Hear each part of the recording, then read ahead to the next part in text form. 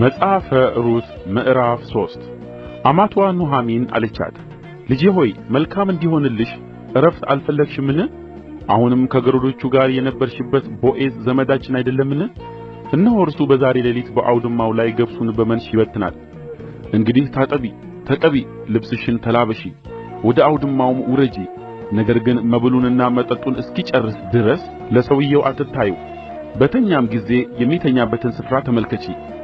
ገብተሽም እግሩን ግለጪ፣ ተጋደሚም፣ የምታደርጊውንም እርሱ ይነግርሻል። ሩትም የተናገርሽኝን ሁሉ አደርጋለሁ አለቻት።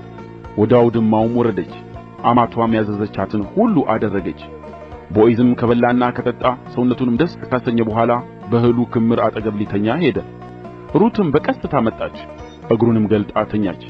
መንፈቀ ሌሊትም በሆነ ጊዜ ሰውየው ደነገጠ፣ ዘወርም አለ፣ እነሆም አንዲት ሴት በእግርጌው ተኝታ ነበረች። እርሱም ማን ነሽ አለ። እርሷም እኔ ባሪያህ ሩት ነኝ፣ ዋርሳዬ ነህና ልብስህን በባሪያህ ላይ ዘርጋ አለችው። ቦዔዝም አላት፣ ልጄ ሆይ በእግዚአብሔር የተባረክሽ ሁኚ፣ ባለጠጋም ድሃም ብለሽ ጐበዛዝትን አልተከተልሽምና ከፊተኛው ይልቅ በመጨረሻው ጊዜ ቸርነት አድርገሻል። አሁንም ልጄ ሆይ አትፍሪ፣ በአገሬ ያሉ ሕዝብ ሁሉ ምግባረ መልካም ሴት እንደሆንሽ ያውቃሉና ያልሽውን ነገር ሁሉ አደርግልሻለሁ።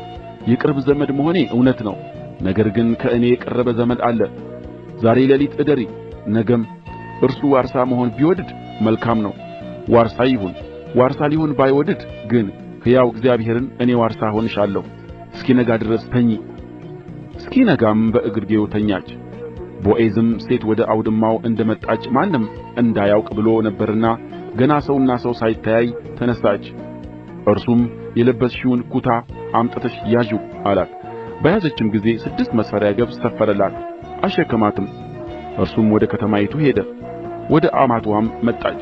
አማትዋም ልጄ ሆይ እንዴት ነሽ አለቻት። እርሷም ሰውየው ያደረገላትን ሁሉ ነገረቻት። ወደ አማትሽ ባዶ እጅሽን አትሂጂ ብሎ ይህን 6 መስፈሪያ ገብስ ሰጠኝ አለቻት። እርሷም ልጄ ሆይ ሰውየው ይህን ነገር ዛሬ እስኪጨርስ ድረስ አያርፍምና ፍጻሜው እስኪታወቅ ድረስ ዝም በይ አለች።